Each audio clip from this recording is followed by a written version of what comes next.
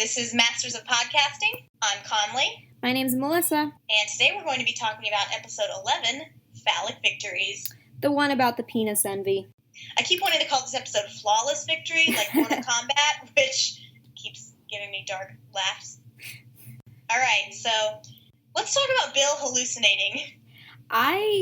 I was totally taken in by the accidental appearance of Virginia this time around because during the original watch, the next time on previews made it really clear that he was imagining her sitting at her desk talking to her, but I had forgotten all that and I was like, wait a minute, why is she back there? And but it did make me question whether he was, like, his sanity was slipping a little just out of exhaustion or desperation or just the emotional trauma, I guess you could call it emotional trauma, that came with their separation. Did you have anything like that? I don't know that I necessarily thought he was slipping, like, heading for the precipice of some huge cliff, but I guess in my mind I classified it more as, like, the inception of daydreaming / sleepwalking, because it was somewhere between, these elaborate fantasies that you cook up when you're in love or when you are going through a hard time romantically, and then almost, I don't think stress relief is the right word, but its intention is to hallucinate Jenny talking to him in an attempt to alleviate the crippling amount of stress that he's going through because he has no other outlet for it, supposedly. Well, and it seemed to be a combination of that, and I like the way you put that. It seems to be kind of a combination of that, and she's like a physical manifestation of his conscience, and at the same time, just because she's been around so much and she's been a sounding board, it's automatically this thing that he would imagine talking to himself as. It's like she's the version of herself that exists in his head, but he does a surprisingly good job of filling in the blanks of the kinds of things that she would say to him, I think. Almost. No, I think you're right, because it's not like you're getting Virginia, who's just very sort of stern and not emotional and that sort of thing, but she teases him and she really knows the right answer. Like, she really knows what's best. Yeah, and I guess that's the version of Virginia that exists inside his head, is sort of a little bit teasing, a little bit, sly, but at the same time, someone who can just hone in on what's bothering him, his insecurities, and, either twist the knife or pull out the knife. Yeah, so we get the introduction of Virjane. Virjane. Vir-Jane. Poor Vir-Jane. I love it when Libby comes in initially to visit Bill at work, and just Jane's face as she's looking at Libby, and Bill's screaming in the background. She's just, God help us all, Libby. Jane, I think it's interesting that she runs off to go get Ginny's advice on some stuff, because you get the feeling that it's happened before, that they've met in some back rooms and Ginny's had to pass along some information through the conduit of Virjane. Well, and that's what cracked me up was I happen to be a fan of many medical shows, either dramatic or very soap opera-y. And so a lot of different shows, the supply closets are where, people hook up in supply closets or people cry their eyes out in supply closets. But here it's just Virginia giving Jane all of this seemingly random information, but obviously very important because it's how Jane is keeping her head above water. You get the impression that Ginny sort of regrets not being part of the process, especially as they're approaching this big important presentation. Like, not that she would go running back, and beg for her job back. I think she's very happy where she is, helping Lillian and being in this new and different environment. Well, different enough, because I think Lillian really is not the female version of Bill, but she's enough like him that Ginny sort of winds up using the same tactics and techniques to get through to her and to handle her as she would with Bill in a way. But right. There's kind of this, obviously Bill wishes that they were still working together for as much as he's got a moratorium on even mentioning Virginia's name, but you started to kind of get the feeling that Ginny isn't as absolutely secure in that decision as maybe she first came across as. Like it seemed very decisive, but now it's kind of like she's still perfectly willing to give advice and information, and it's not really resentful. It's just like, oh yeah, I don't work for him anymore. I don't think Ginny consciously regrets quitting in as much as, like you said, she regrets just not being part of the process, because, you know, they were such a tightly knit team. They really had such a unique professional dynamic, not even just her and Bill, but everyone working on the study, just being a part of that particular brand of research. I think she found it much more fascinating and much more compelling than she does, unfortunately, Lillian's case for the country doctors and the pap smears. Yeah, it's a much different operation, and she has to probably take on more roles. She's not just like Ginny, the wonderful research assistant, and everyone around her, or not directly around her, but everyone there. It's a very shoestring operation, and she's having to pick up a lot of slack. And it's not a step down necessarily, but I'm sure to her it feels that way, because obviously it's not DePaul and Johnson. This is my companion, the doctor, and I am her assistant. Yeah, but she does admirably well coming up with a slot for Lillian to talk, and really, when they go on the road, she keeps up their spirits despite all the odds that they come up against. Well, and I think this is the episode where Lillian truly begins to appreciate just how good Ginny is at her job, because we've seen, obviously, the two of them, as the season progresses, go through these different stages, and even though they don't really know each other very well and can find common ground occasionally, it seems that Lillian finally gets the chance to notice Virginia and understand why her role in any operation, but particularly as an assistant to a doctor, is so necessary. Ginny is rewarded in a very strange way by being let into Lillian's inner circle, I guess, especially when she tells her what she's clearly told no one else, that she has late-stage cancer. Right. Whether that's a reward or kind of a morbid... Well, and we were talking about how Lillian is like Bill a little, and I think, like you said, the reward of that is not only for Lillian to reveal this particular terrible secret, but also just for Ginny to see her without the mask.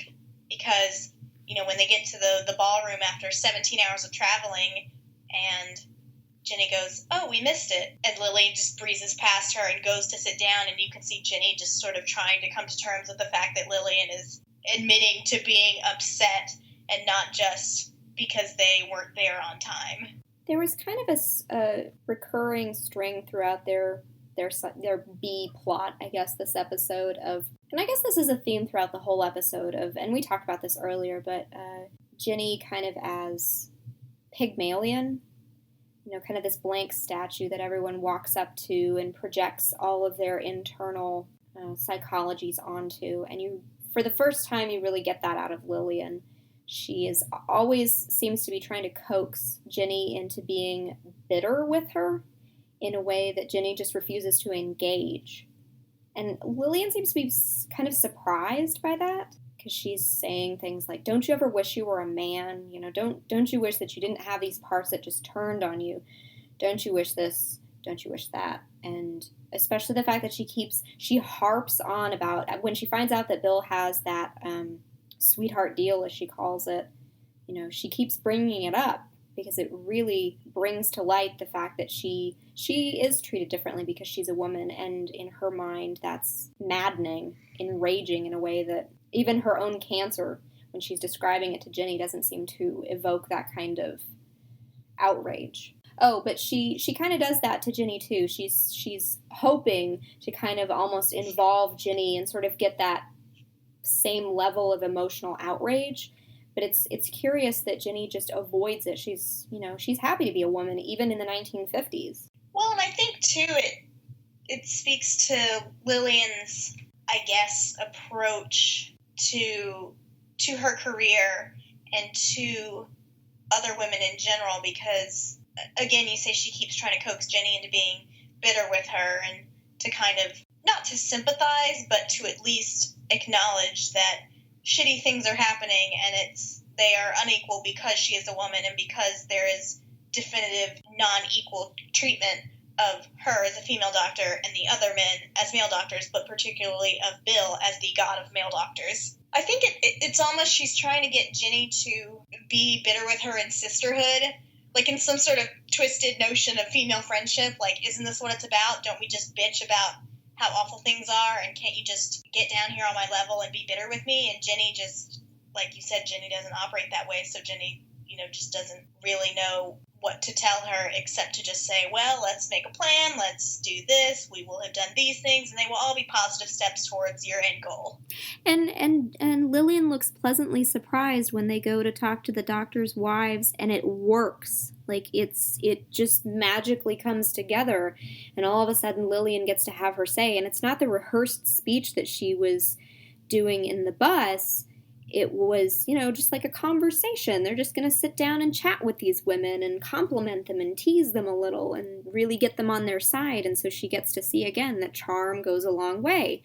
And it's just kind of funny that once again, it takes Ginny demonstrating that in real life in order for Lillian to see the advantages of it. And I think in that sense, it both encourages Lillian to come clean with Ginny about what's happening to her, but I think it also kind of softens the way that she tells it a little. Yes. Because it's she's tired. Like, she's angry about it, but she's tired, and it's bringing her into the fold, like letting her in on it in a very honest way. It's not as bitter as maybe it could be. And I think it's reflective of the anger that Lillian has over Master's Rainmaker's prerogative versus the anger that she has at her cancer, which is to say she's just so completely pushed that aside in favor of, I have to accomplish this singular goal before I die. Yeah. So obviously if she's not dealing with the anger about her own mortality, it's going to get dealt with somehow, and the most convenient target is Bill Masters being an asshole, which he does well and often. No, I really don't have any more big notes on Ginny and Lillian other than Lillian attempting to joke at the beginning of the episode and not having a career on stage. So let's talk about Libby playing secretary. Okay, where do you want to start with that? Let me ask you this. Did you think Bill let her into the office as a way to shoo imaginary Ginny out from behind that desk, or was it kind of a giving her something to do? I think it was a kind of convenient 2-for-1.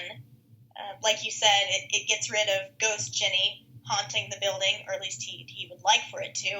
And then also it makes his very pregnant wife a little bit happier and easier to deal with now that he's not coming home at midnight and completely ignoring her and just leaving her to her own devices. So yeah. I think he kind of, even though he doesn't like it, he recognizes the opportunity in maybe heading off a few bad situations at the pass. Yeah, and I think maybe he kind of hopes that having, well, I don't know that I can really speak for Bill, but, he kind of goes along with it because it seems to be a point on which the universe is going to insist, Yeah. It's like, well, it's already happening. It's already happening. Just go with it. But it's nice to get to see Libby getting, like, Bill gets really riled up about the whole thing, his whole presentation. He's got his sleeves rolled up. He's tearing up note cards. He's getting all excited and animated about this. And you really get the sense from both Libby and Jane that it's really thrilling to be in the presence of this excitement over the whole thing, that they kind of get caught up in it themselves. And Libby says it's fascinating to get to read through all these different files and see people's personal history. And she kind of takes a romantic view of it that I don't really sense from Jane. Jane is very focused on the science. She focuses on the numbers and the data, whereas Libby wants a story behind each one. Well, and it's kind of interesting, too, because obviously Jane, having been a participant in this study and having that initial flirtation with Austin, obviously there was that potential there for something romantic, if not some sort of transcendent love story, then at least, a little anecdote that you tell years down the road. But I guess that's why I find it so interesting that Libby is the one coming up with all these stories and thoughts and just reading the details of these personal lives and really trying to imagine the person behind them. And meanwhile, Jane's just, so hell-bent on figuring out the numbers and the facts and figures and the percentage of patients that you're going to be able to see before the actual presentation. Yeah, and good on Jane for, calling him out on that because boy, that's a big one. Bill sacrificing basically hard science in favor of getting people's attention. We talked about earlier how so much of the season has been Bill walking through maternity hospital as god of obstetrics, and here, basically in this one episode, we have an array of neurotic tics and general craziness just hitting the fan. And his obvious penis envy and bad feelings in that area. Yeah, the insecurity. So Dr. Malcolm Toll comes in, and he's kind of introduced as like he's going to be some character down the road because he just talks and talks and talks, and the camera lingers on his face. And then this is really hilarious. Like what happens in the next episode? He just disappears. You spend so much time listening to him prattle on about wherever he came from, and so-and-so says hello, and didn't you know that I want to be your protege, and then all of a sudden, just as quickly, it's, okay, bye, I guess that didn't work out. Yeah, and I love the shot of Bill sitting in his office glaring at the young man while Libby and Jane gush over how big his feet are and what that must mean, and Bill's just sitting back there in a total snit, just enraged in such a childish way. I hate everyone. Just checks his shoulders and hunkers down against his desk, filled with loathing.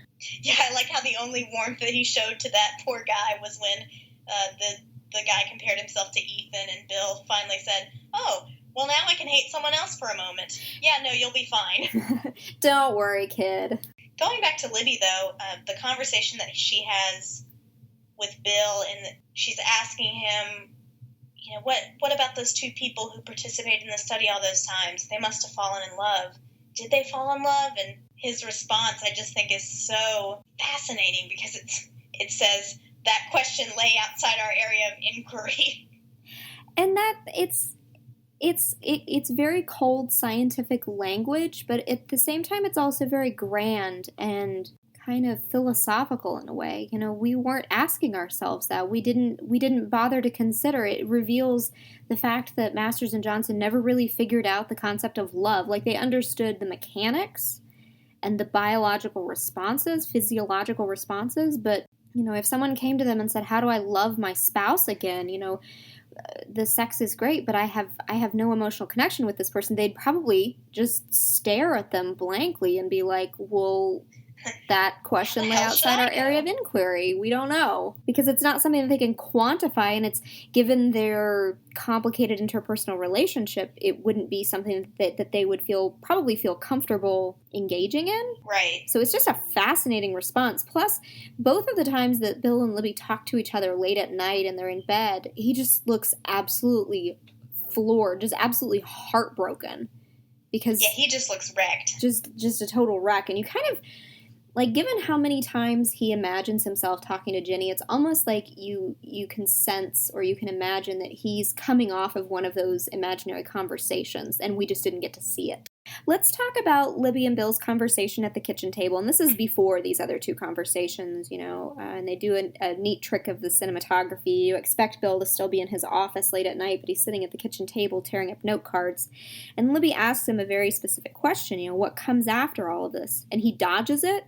And she can guess instantly, and she knows, she kind of leans in and looks at him, that really what he wants out of all of this is a Nobel Prize, because that's what he told Barton in the pilot. But he dodges because, for some reason, he just doesn't want to come out and admit it to his own wife. But he can't articulate what happens after all this. He just acts as though, well, of course there will be more stuff to do, and there's always something to prove. Why would you even ask me that? If he were to just keep going in that direction, eventually he would run out of things to study. Eventually. I think, too, from Libby's perspective, it's almost coming across as her asking him, when are you going to get back to your real life? With a baby on the way and, really wanting to make her family, that's all that she's concerned about. And so it's funny that she phrases it like that, because it's as if she doesn't consider his career to be real life, because it's just about sex. Yeah, absolutely. It's just about this singular study, when obviously for Masters it's his passion. It's the reason that he became a doctor and, went into gynecology in the first place. And for him, he's already made the switch. This is the career, and from, like you say, from Libby's perspective, it's just a one-off. It's a little quirky side project. Right. I think to her it's going to be, again, she wants it to be some story she can tell at parties years down the road. Bill, remember that time you studied sex and got that interesting study? Do you think that Libby suspects that the couple that she talks about with the 23 times, does she suspect? I mean, she really harps on that point. I don't know if she suspects, because the way that Caitlin Fitzgerald plays Libby, it's with such affected, not innocence, but just sort of purity of spirit. Mm-hmm. You really don't sense that there's that underlying tension at all. Not yet, anyway. Yeah. So I think at this point in time, she doesn't suspect that Bill's late nights are translating into sex with anyone, much less sex with Virginia, because so far all she's seen of his working life is him screaming at Jane and ripping up note cards at the kitchen table. I think she wants the story. Like, she's seen firsthand that there are interesting stories there, and I think maybe she'd like for him to engage with that and get past the data and the numbers, because maybe she feels like that's her entry point. She's interested in essentially these little romantic short stories that's in each of these files. She wants that to be their connection and sort of the renaissance of their marriage, because if she can come in and help him with the work and really tie his passion for, this research and this information into any kind of connection or fascination between the two of them, that would have bbeen, I think, the perfect end goal for her. But it kind of comes back down to the teamwork aspect that's running throughout this episode. Yeah, I just thought of the episode after her miscarriage when they go to Florida and she says, I want us to go through this together. I want us to be not partners. I can't remember the exact wording, but that's essentially what the spirit of this is. Like you said, she wants to be a team. She wants them to be a united front, and they are not at all.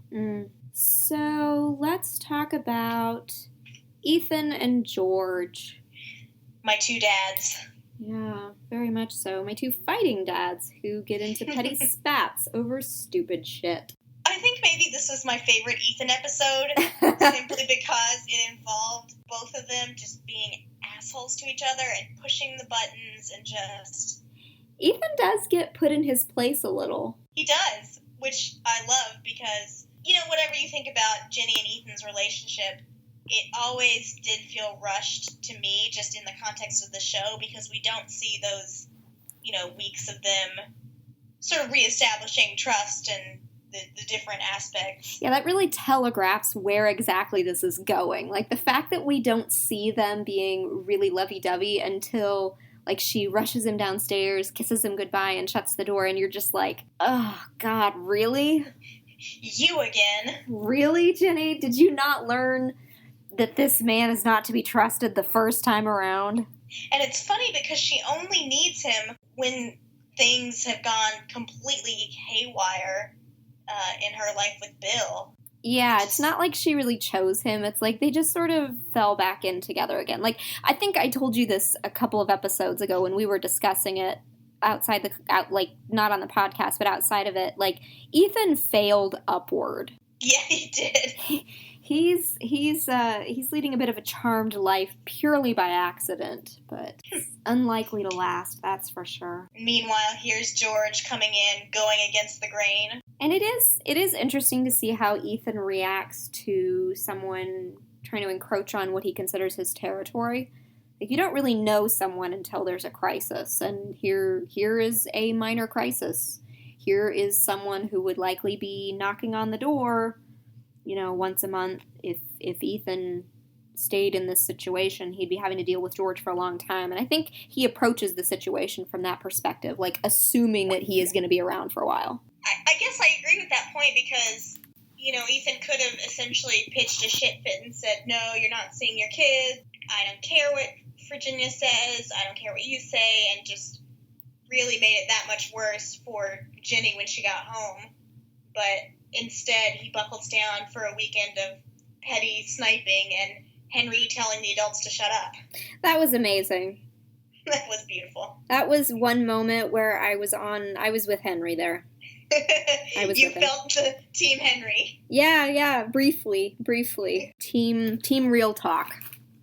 Yeah. But let's move toward when George meets Ethan on the street outside, just after Ginny and Lillian have their talk on the bus. It's kind of the last time they see each other. And George comes up, and it's sort of like a concession speech, like, yeah, you can have her. But and Ethan is feeling great. He's come to, a mature conclusion on this whole thing. The other guy is giving in. And then George turns around and says, oh, but you'll never know her the way that I know her. Which is just a little dig that he can't resist. And he gets into this whole thing about, Ginny doesn't sing anymore. And back when we were together, there was a real sense of teamwork. And there was a real give and take. And then Ethan sees Ginny again, and he gives this whole speech about how he wants them to be a team again, and he wants them to be more than a couple. And it really, when you go, there's a lot to say about that, but from this angle, it just comes across as he's trying to manufacture a sense of teamwork, whereas with George, and even Bill to some extent, Ginny just experiences that sense of teamwork and that rapport kind of naturally, I guess. I think Ethan goes in thinking it's going to be like a Father Knows Best episode where he's going to put on his nice little, polo shirt and maybe a cardigan sweater and be the quiet hero of the hour, only to be hit with the fact that, well, you may be with Jenny, but you don't know her, and you probably aren't ever going to know who she is the way that I knew who she was when we were together. And you can tell from the scene at the carnival that he has, encouraged her to go into the sound booth and record herself. Like, we don't even need to be told that. It's so obvious from the way it plays out that he's, kind of teased her and urged her to go in there and do this. There's obviously eagerness there, but that edge of desperation just, maybe if we watch her and we see her singing and having this magical moment, then, I'm going to understand what it is that George is talking about. I'm going to understand that part of Ginny that's always just completely eluded me. And then, we don't obviously get to see the whole song, but assumedly that does not happen. His magic moment does not take place. Well, and maybe he thinks that it does, but the song that she chose kind of flat out says, no, this is not the moment that you think it is. This is not your story, Ethan. Well, we'll talk about the song in a second. I want to go back to Ethan and Ginny's conversation in bed, because the way the whole thing plays out is interesting. She gets into bed with him, and he starts kissing her, and she keeps saying things like, wow, I'm really tired after that trip. Yeah, that was a really hard trip. So depressed. Yeah. Gee, yawn, sure am tired. And he just keeps trying to make out with her. After having told George definitively, Ethan can apparently see into the future. He is going to ask Ginny to marry him, and she is going to say yes. It almost comes off as threatening in a way. He isn't being immediately threatening, but it is kind of like Ethan has learned jack shit from the last year of experience. Like, Ginny's going to say yes to his marriage proposal. He doesn't know that. He doesn't know anything. Well, and it's so funny because in all other aspects, he's really outwardly tried to prove that he's more mature. He went through the ill-fated thing with Vivian. He went through not being recommended for the fellowship and getting punched by Bill and capping Libby and going against many medical laws. And still deep down, he has that childish expectation that, well, I've done just enough. I haven't changed completely, but I've done just enough. And so now Ginny's going to say yes, and we're going to have this epic, house in the suburbs and the kids and she can do whatever and I'll be a doctor. It is very much his fantasy, because I took note of the fact that the scenarios that he plays out for her, if you want to quit your job and go to school, I'll be there for you. If you want to stay at home and take care of the kids, I'll support you. Notice that there's no, if you want to have your own career, it's always you be dependent on me and I'll be the big man and support you. And if that's your dream, then go for it. And she just kind of laughs and looks at him like, oh, really?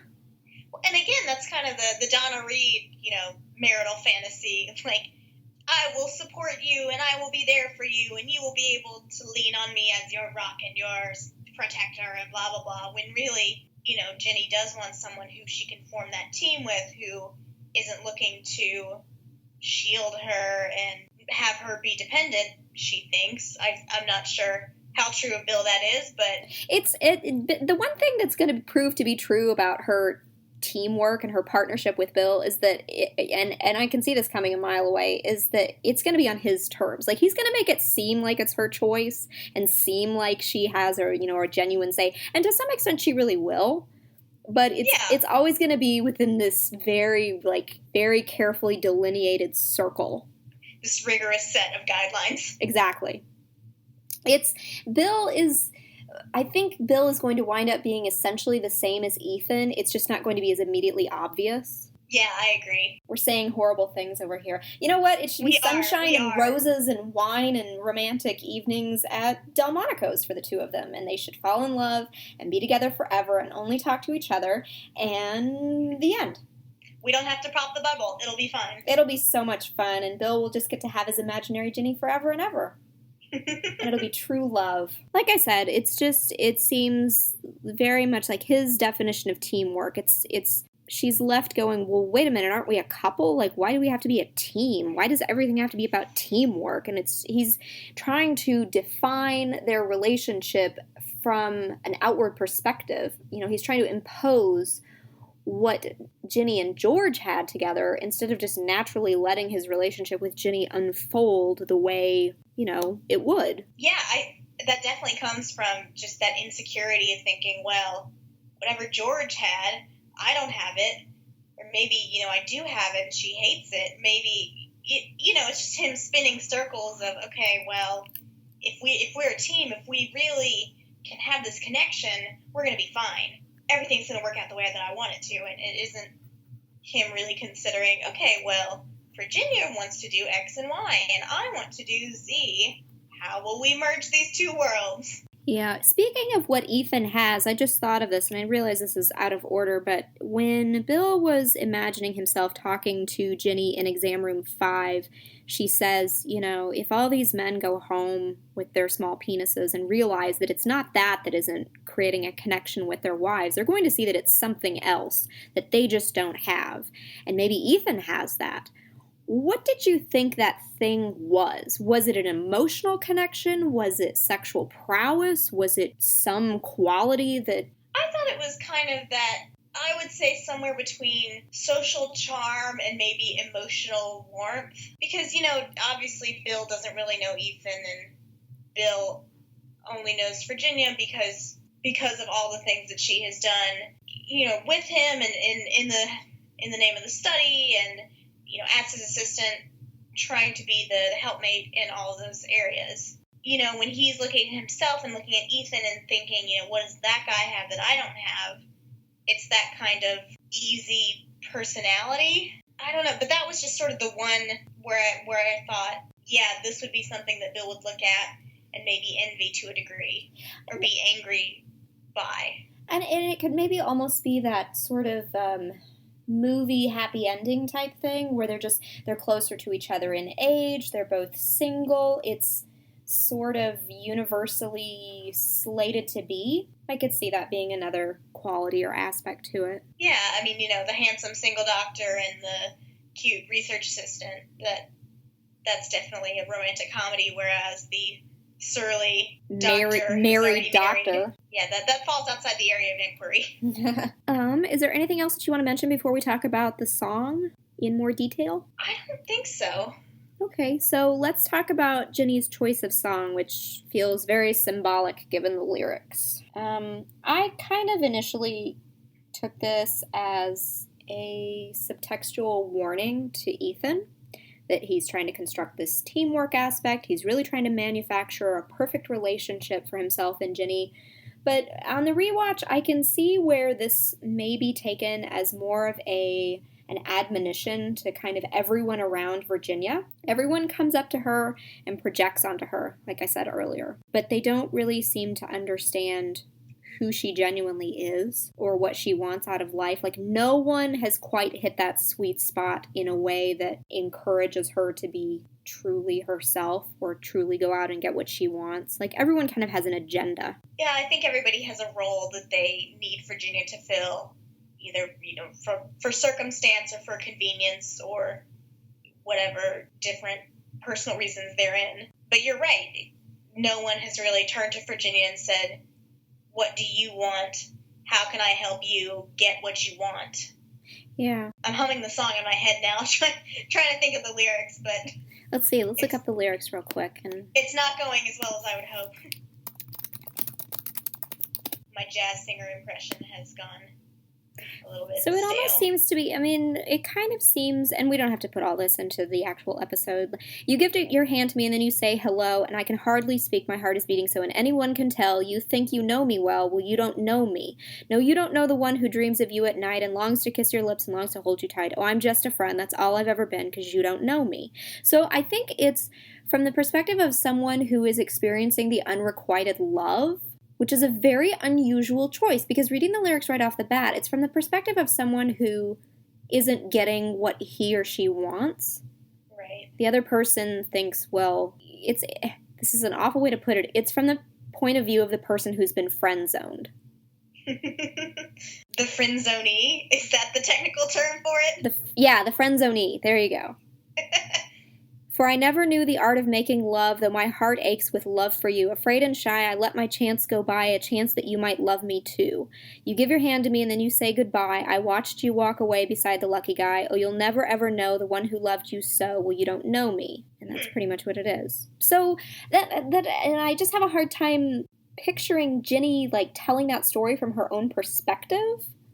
That sounds like Bill, honestly, in this episode. Right. It's very unusual because we're never given too many indications that Ginny is suffering from a broken heart. Like, she's upset at having to have quit and to be separated from this big project that she considers to be kind of, her life's work in a way. But well, it's kind of the Eleanor Dashwood of heart sickness. She's not really running around weeping and crying and yelling about how much she misses Bill, but obviously she does miss him and she thinks about him very regularly, mostly with relationship to the work, but sometimes on his own. Yeah, it was interesting that they paired this with the two of them, like, awkwardly negotiating who was going to get into the elevator first, and it's almost like they're having this subtextual psychic conversation about, okay, I'm going to stand over here and you're going to stand over there and we're not going to look at each other at the same time. God forbid we look at each other. God forbid we have any sort of awkward interaction. But they get this time spent very much apart from each other and to kind of crawl off into their own corners, lick their wounds, process the whole thing, because by the next episode, they start talking to each other again, and it's super, I don't know, contrite in a way, I guess, both of them. Well, and I think, too, for the narrative of the arc of this season, I think it works really well because, you get to see both of them operating without the other and just floundering and really not doing as well as we would like, so. Yeah. All right, well, is there anything else that we want to talk about? That's all I've got in my notes, so. Alrighty, close us out. All right. As always, if you have anything you want to ask us or any comments about the podcast, shoot us an ask on Tumblr. We are on Tumblr a lot. Obsessively. And this has been another episode of Masters of Podcasting. Thanks for listening. Bye.